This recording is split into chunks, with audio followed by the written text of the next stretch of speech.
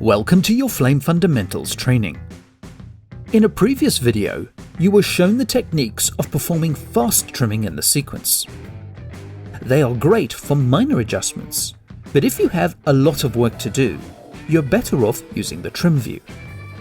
So you'll cover how to get to the trim view, basic trimming, numeric trimming, interactive playback trimming, and finally, navigating while still in the trim view. To access the trim view, you simply double-click on a transition and the viewing area will update. If you prefer a menu, click the Viewer Mode pull-down menu and choose Trim View. This automatically switches the cursor to trim, so you don't have to toggle multiple options. The trim view enables you to see the outgoing and incoming frames of the selected transition. When it comes to trimming a transition or cut, the trim view uses the same cursors and behaviors that were available when doing fast trimming directly on the segments. So you can trim either segment individually, or you can grab the section between the outgoing and incoming frames and adjust both as a rolling edit. You can also see the numeric values highlight when either segment or both are selected. Now all the trimming rules are the same when it comes to ripple. When ripple is off and you trim the outgoing tail, you create a gap. When ripple is on and you perform the same trim, the outgoing segment will get shorter. So pay attention to what you select and use the colored cursors and offset values to inform you when ripple is on or off. Yellow is ripple on for insert, and red is ripple off for overwrite. You can gesturally trim by clicking and dragging in the trim view, but you can also gesturally trim in the sequence. One great aspect of working with the trim view is that it remembers the number of offset frames while you trim the transition. So you can always keep track of how many frames you've currently trimmed and adjust where necessary.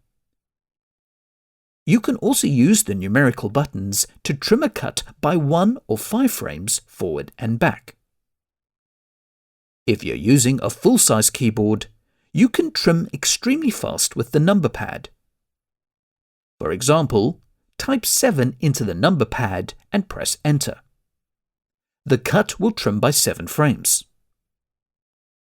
If you don't have access to a number pad, hold Ctrl Option and double-click on the transition to bring up the trim calculator.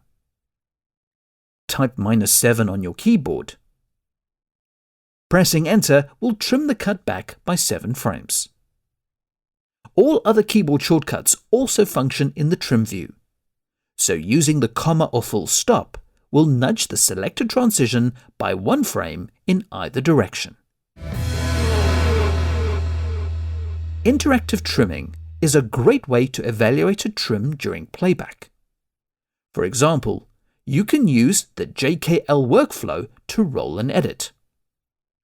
By toggling either J or L, you can play both the outgoing and incoming frames to find the right point for the cut.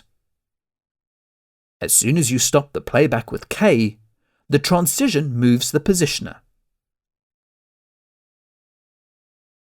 Another means of interactive trimming is to press the loop button to launch a single player. This loops the playback around the cut.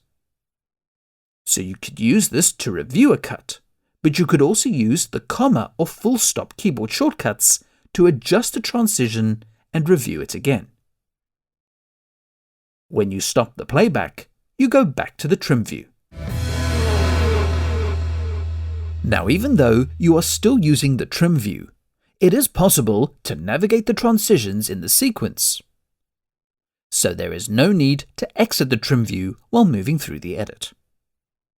You can also double-click on a cut to move the trim view to this transition. Finally, to exit the trim view, You can either change the view mode to another player, or just move the positioner off the transition and the trim view will switch off. The trim cursor will remain active, so switch back to select mode to prevent any further trimming operations. Please move on to the next video and don't forget to like and subscribe to the Flame Learning channel. Thanks for watching.